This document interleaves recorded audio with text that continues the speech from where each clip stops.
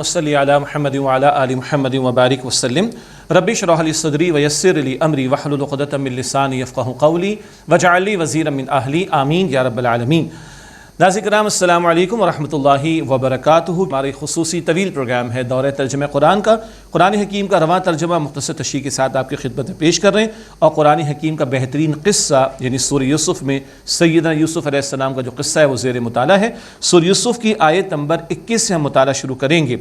उनके भाइयों ने उनको कुएँ में डालने का फ़ैसला किया, वहाँ से काफ़िले का गुज़र हुआ, काफ़िले के पानी लाने वाले ने डोल डाला, यूसुफ़ अलैहिस्सलाम बाहर तशरीफ़ ले आए और यूसुफ़ अलैहिस्सलाम मिस्र मिला के फ़रोख्त कर दिए गए। वहाँ किसने ख़रीदा और बात क्या आगे बढ़ती है, यहाँ से मुताला आगे बढ़ा रहे हैं। सूरह यूसुफ़ की आयत नंबर 21। अऊज़ु बिल्लाहि मिनश शैतानिर रजीम बिस्मिल्लाहिर रहमानिर रहीम। वक़ाल लज़ी इश्तराहु मिन मिस्र लिम्रअतिही अक्रिमी मथवाहु। और मिस्र के जिस शख्स ने उनको ख़रीदा उसने कहा अपनी बीवी से कि इन्हें इज़्ज़त व इकराम के साथ रखो, आसा अन यनफ़अना औ नत्तख़िज़हु वलदा, शायद कि ये हमें नफ़ा पहुँचाए या हम इसे बेटा बना लें। ये बड़ा एक ज़िम्मेदार शख्स था जिसको हम वज़ीर हमारी ज़ुबान में कह सकते हैं, आगे ज़िक्र आएगा। अज़ीज़ कहा जाता था इस टाइटल को किसी वज़ीर के लिए, बड़े ज़िम्मेदार के लिए।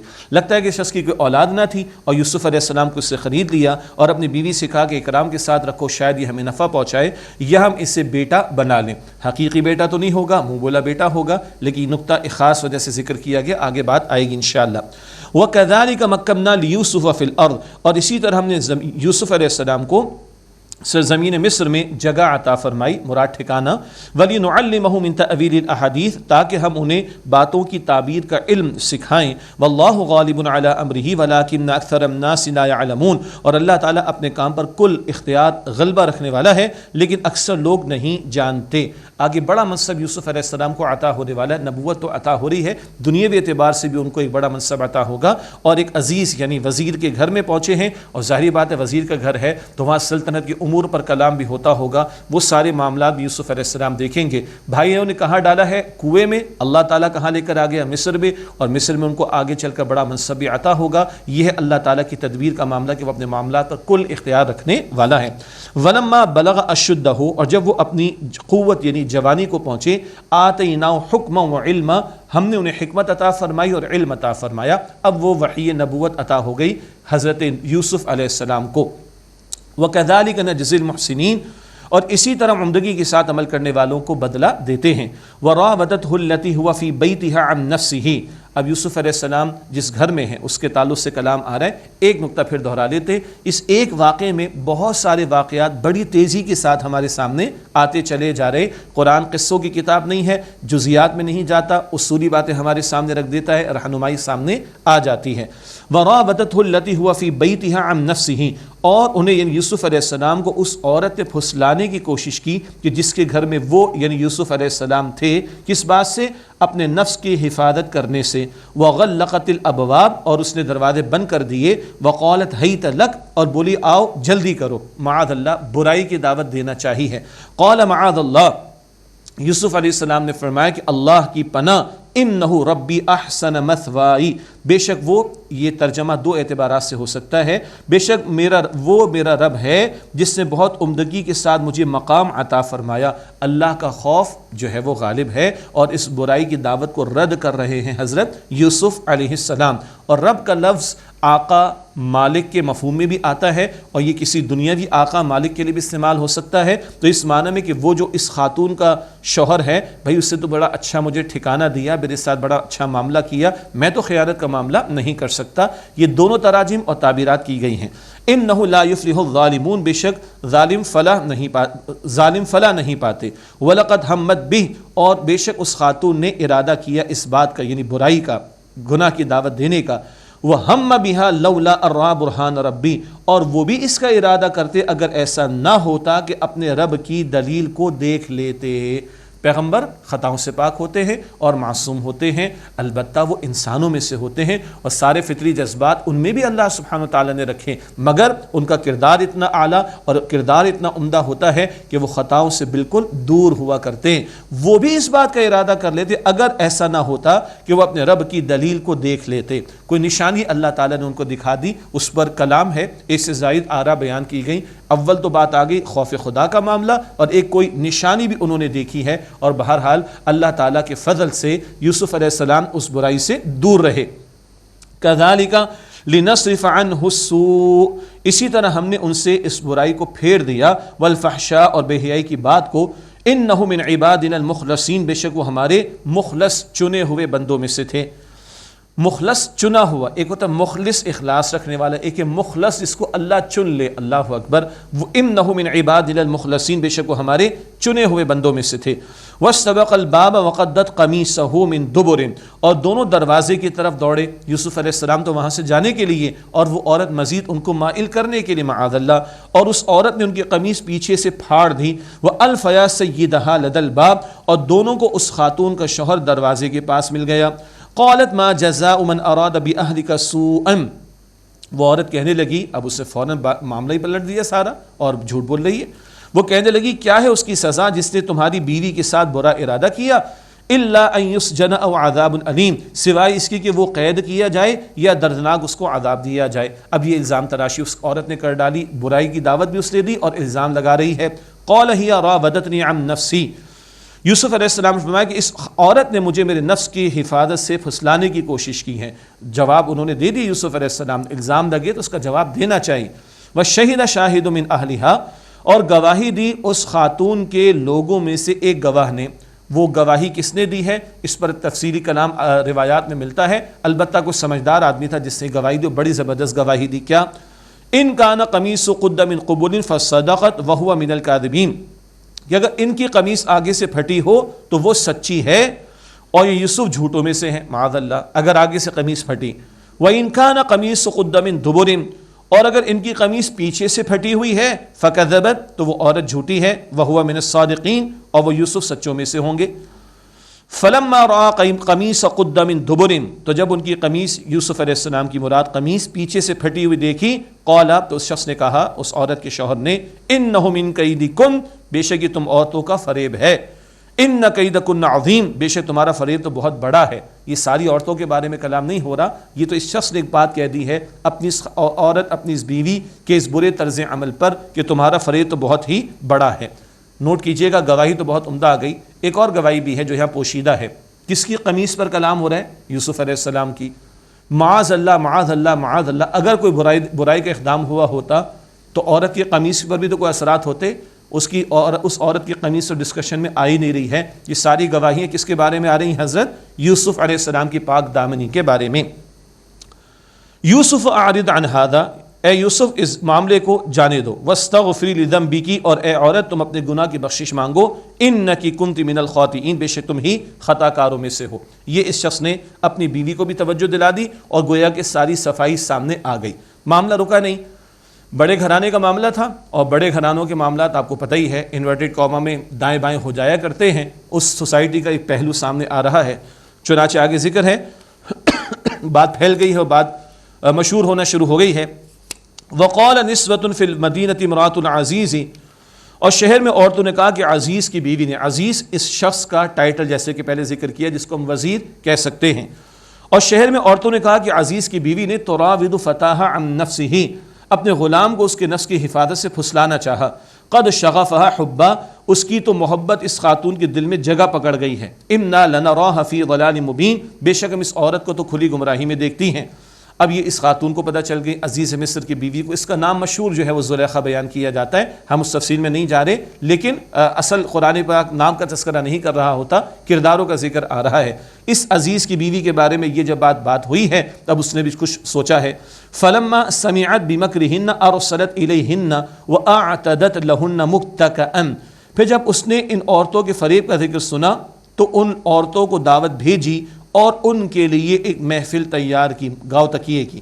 وآتت کل واحد منہن سکینہ، اور ان میں سے ہر ایک کو ایک ایک چھری دے دی، مراد پھل کاٹنے کے لیے۔ وقالت اخرج علیہم، اور کہا یوسف علیہ السلام سے کہ نکل کر ان کے سامنے آؤ۔ فلما رأینہ اکبرنہ وقطعن ایدیہن، پھر جب انہوں نے یوسف علیہ السلام کو ان عورتوں نے دیکھا تو ان پر ان کا حسن کا روب چھا گیا۔ وقطعن ایدیہن، اور انہوں نے بڑے اہتمام سے اپنے ہاتھ کاٹ ڈالے۔ وقلن حاشا للہ ما ھذا بشرا، اور کہنے لگی اللہ کی پناہ یہ کوئی انسان نہیں ہے، ان ھذا الا ملک کریم، یہ تو بہت بزرگ فرشتہ معلوم ہوتا ہے۔ اللہ اکبر۔ یہ محفل سجائی گئی، پھل وغیرہ دیے گئے، چھری ہر ایک خاتون کو دی گئی، اور یوسف علیہ السلام کو اس خاتون نے کہا، عزیز کی بیوی نے، نکل کر ان کے سامنے آؤ، اور ان کے حسن کا روب چھا گیا۔ بہرحال مسلم شریف کی روایت ہے، نبی اکرم علیہ السلام نے فرمایا کہ حسن میں سے آدھا اللہ تعالیٰ نے یوسف علیہ السلام کو عطا فرمایا۔ اللہ اکبر۔ وقطعن ایدیہن، بڑے اہتمام سے اپنے ہاتھ کاٹے۔ سب کو پتا تھا ہاتھ میں چھری کے ساتھ پھل بھی ہے، مگر ہاتھ اہتمام سے کاٹے۔ اس میں گرامیٹیکلی تفصیل ہے، ہر ایک نے معاذ اللہ مائل کرنے کی گویا کوشش کی ہے۔ وقلنا حاشا للہ ما ھذا بشرا، اور کہنے لگی اللہ کی پناہ یہ تو انسان نہیں ہے، ان ھذا الا ملک کریم، یہ تو بڑا بزرگ فرشتہ ہے۔ قالت فذلکن الذی لمتننی فیہ، وہ عورت بولی، عزیز کی بیوی، یہ وہی ہے جس کے بارے میں تم نے مجھے ملامت کی تھی۔ اب دیکھیے اس سوسائٹی کا حال کیا ہے، یہ بڑے گھرانوں کی خواتین کا حال ہے، اور یہ اس وقت کی سوسائٹی صدیوں پرانی تھی۔ آج کی سوسائٹی بھی آپ دیکھ لیجئے، انورٹڈ کاما میں کیا کیا معاملات نہیں چل رہے ہوتے۔ کیا کہہ رہی ہے؟ معاف کیجیے گا، وَلَقَدْ رَاوَدتُّهُ عَن نَفْسِهِ فَاسْتَعْصَمَ، اور میں نے اسے اس کے نفس کی حفاظت سے پھسلانے کی کوشش کی تو اس نے اپنے آپ کو بچا لیا۔ وَلَئِن لَّمْ يَفْعَلْ مَا آمُرُهُ لَيُسْجَنَنَّ وَلَيَكُونَ مِنَ الصَّاغِرِينَ، اور جو کچھ میں کہتی ہوں اگر اس سے یہ نہ کیا تو یقیناً وہ قید کر دیا جائے گا اور وہ بے عزت لوگوں میں سے ہوگا۔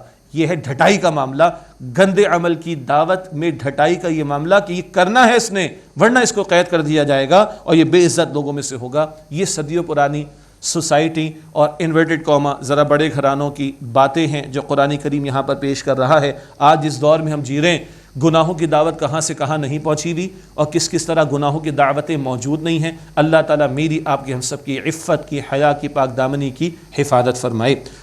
اب سنیے گا، یوسف علیہ السلام کے سامنے جب باتیں آ رہی ہیں اور یہ بڑے گھرانے کے بیگمات ہیں تو ظاہر بات ہے اپنے بڑوں کے ذریعے کچھ نہ کچھ کرواہی ڈالیں گی، تو یوسف علیہ السلام التجا رکھ رہے ہیں اللہ سبحانہ وتعالیٰ کے سامنے۔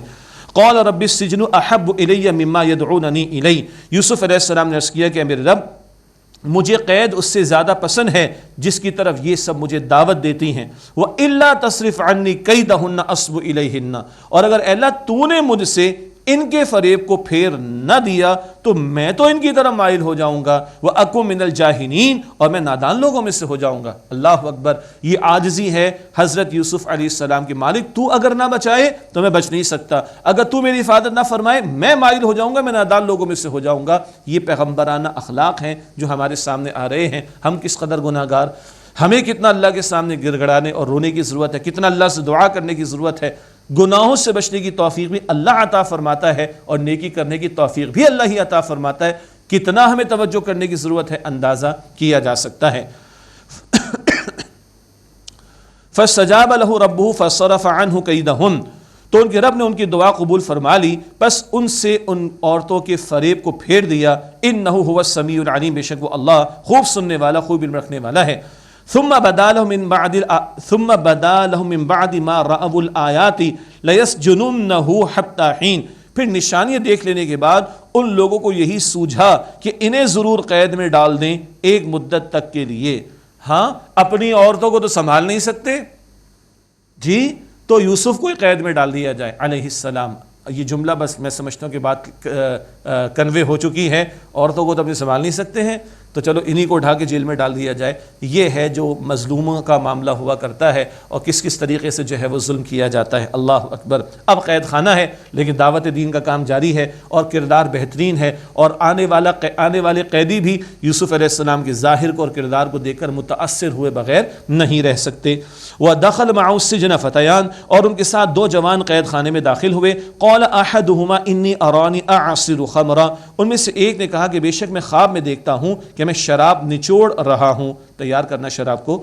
وَقَالَ الْآخَرُ إِنِّي أَرَانِي أَحْمِلُ فَوْقَ رَأْسِي خُبْزًا، اور دوسرے نے کہا میں خواب میں دیکھتا ہوں کہ اپنے سر پر روٹی اٹھائے ہوئے ہوں، خبزن روٹی، تأکل الطیر منہ، اس میں سے پرندے کھا رہے ہیں۔ نبئنا بتأویلہ، ہمیں اس کی تعبیر بتا دیجئے۔ انا نراک من المحسنین، بے شک ہم آپ کو نیکوکاروں میں سے، عمدہ عمل کرنے والوں میں سے دیکھتے ہیں۔ یعنی ان کا کردار اتنا عمدہ اور سامنے ظاہر تھا کہ یہ قید میں جو آئے ہیں، قید خانے میں، وہ بھی متاثر ہوئے بغیر نہیں رہے اور خوابوں کی تعبیر مانگ رہے ہیں۔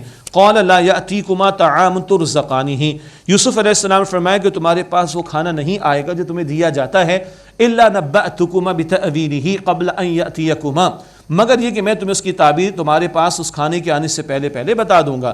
ذالکما مما علمنی ربی، یہ اس علم میں سے ہے جو میرے رب نے مجھے سکھایا ہے، اور یہ ٹائم لیا ہے یوسف علیہ السلام نے، کھانا تو ابھی آئے گا نا، بس اس وقت تک تعبیر بتا دوں گا، اور یہ جو میں بتا رہا ہوں یہ میرے رب کا عطا کردہ علم ہے، پیغمبر کی عاجزی بھی اور ہمارے لیے رہنمائی بھی۔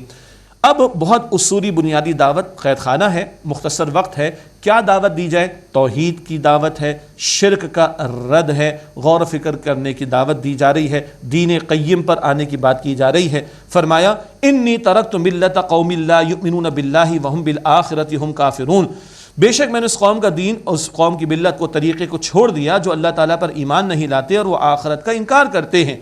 واتبعت ملت آبائی ابراہیم و اسحاق و یعقوب، اور میں نے اپنے باپ دادا ابراہیم اور اسحاق و یعقوب علیہ السلام کے دین کی پیروی کی، ان کی ملت کی پیروی کی، ان کے طریقے کو اختیار کیا۔ ما کان لنا ان نشرک باللہ من شیء، ہمارے کام نہیں کہ ہم اللہ تعالیٰ کے ساتھ کسی کو شریک ٹھہرائیں۔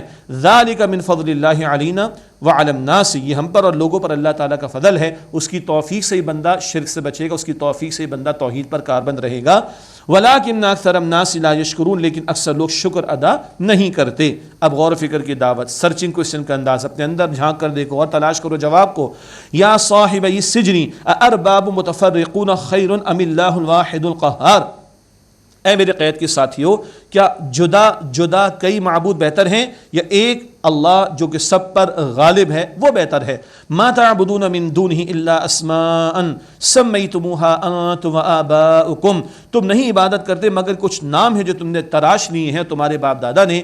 ما انزل اللہ بہا من سلطان، اللہ تعالیٰ نے ان کے لیے کوئی دلیل نازل نہیں فرمائی۔ ان الحکم الا للہ، حکم کا اختیار تو فقط اللہ سبحانہ و تعالیٰ کے لیے ہے۔ توحید کے دو پہلو ہیں، ایک نظری اللہ کو ایک ماننا، ایک عملی اللہ ہی کا حکم ماننا، انفرادی اجتماعی معاملات زندگی میں اس کی حاکمیت کو بھی تسلیم کرنا۔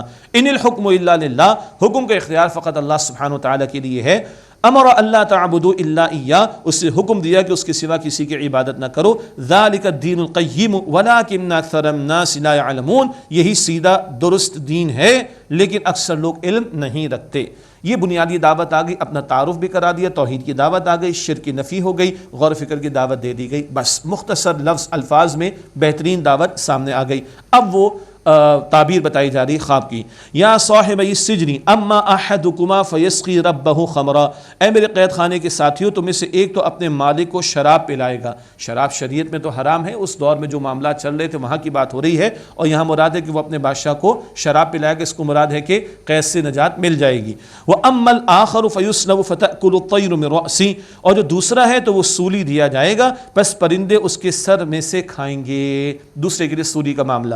قُضِيَ الْأَمْرُ الَّذِي فِيهِ تَسْتَفْتِيَانِ، اس بات کا فیصلہ ہو چکا جس کے بارے میں تم سوال کرتے تھے۔ یہ تعبیر بتا دی گئی۔ خوابوں کے بارے میں نبی اکرم علیہ السلام کی تعلیم ہے کہ ہر ایک کے سامنے بیان بھی نہیں کرنا چاہیے۔ بہت ہی ہمارا کوئی مخلص ساتھی ہو، کوئی گھر والے بھی ہو سکتے، کوئی صاحب علم بھی ہو سکتا ہے، بہت اچھا دوست ہو سکتا ہے، کیوں؟ حدیث مبارک میں آتا ہے کہ جو تعبیر بتا دی جاتی ہے پہلی، وہی عام طور پر معاملہ ہو جایا کرتا ہے۔ جھوٹے خواب تو بیان نہیں کرنے چاہیے، اچھے خواب ہوں تو ان کو بیان کرنا چاہیے، اور ڈراؤنے خواب وغیرہ دیکھ کر آنکھ کھل جائے تو بائیں طرف اعوذ باللہ من الشیطان الرجیم پڑھ کر 3 مرتبہ تھوک دینا چاہیے، لیکن خواب ہر ایرے غیرے سے نہیں بیان کرنے چاہیے۔ بہت ہی مخلص کو ساتھی، کوئی دوست ہو، صاحب علم ہو، اسی سے تعبیر معلوم کرنی چاہیے۔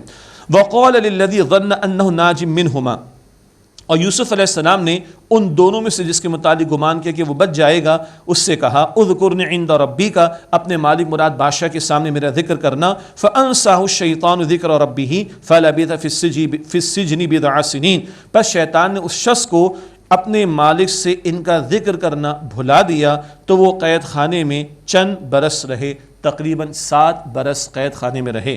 اب بادشاہ سلامت کو خواب نظر آ رہا ہے، خواب سمجھ میں آ نہیں رہا، تعبیر تلاش کی جائے گی اور یہی شخص اس کو یاد آئے گا اور پھر یہ واپس یوسف علیہ السلام کے پاس آئے گا، کئی برس کے بعد کی بات ہے۔ وقال الملک انی ارى 7 بقرات سمان، اور بادشاہ نے کہا کہ میں دیکھتا ہوں کہ 7 موٹی تازی گائیں ہیں، یاکلہن 7 عجاف، انہیں 7 دبلی پتلی گائیں کھا رہی ہیں۔ وَسَبْعَ سُنبُلَاتٍ خُضْرٍ اور 7 سبز خوشے ہیں، وَأُخَرَ یابسات اور دوسرے 7 خشک خوشے ہیں۔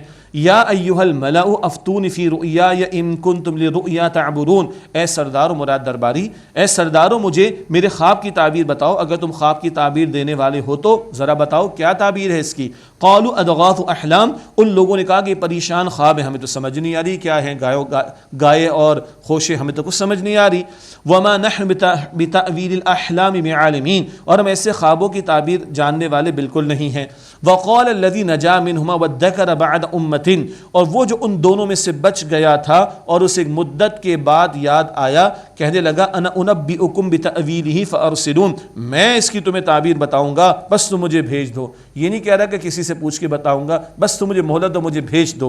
اب یہ دوڑا چلا آیا یوسف علیہ السلام کے پاس، کوئی معافی نہیں، کوئی معافی تلافی نہیں، کوئی ریگریٹ نہیں، کوئی اپالوجی نہیں، سیدھا ڈائریکٹ اپنے مطلب کے اوپر۔ یہ کردار ہیں جو مختلف نوعیت کے اس سورہ مبارکہ میں آ رہے ہیں، اور یہ کردار ہمیں ہمارے معاشروں میں، گوٹ پھنسی ہے تو بہت اچھا لگ رہا ہے ایک بندہ، گوٹ نکل گئی تو اس کو یاد بھی نہیں کرتے جی، جب تک سیٹ پر ہے تو ہاسپٹل میں ہے تو جا بھی رہے، لیکن ریٹائر ہو گیا ہے اور سیٹ سے فارغ ہو گیا ہے تو مرتا رہے ہماری بلا سے، استغفر اللہ۔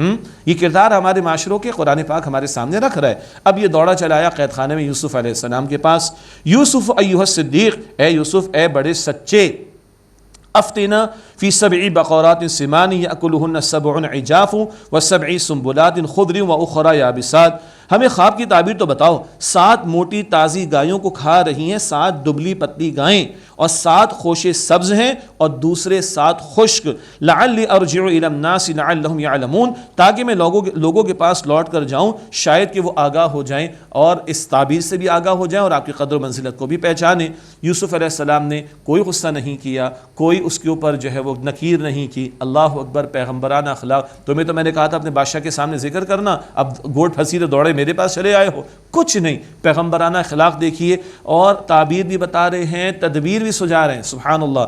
قال تزرعون 7 سنین دأبا، انہوں نے فرمایا کہ تم 7 سال لگاتار کھیتی باڑی کرو گے، فما حصدتم فذروه في سنبله الا قليلا مما تأكلون، پھر جو تم کاٹو تو اسے اس کے خوشے میں چھوڑ دو مگر تھوڑا جتنا تم اس میں سے کھا لو۔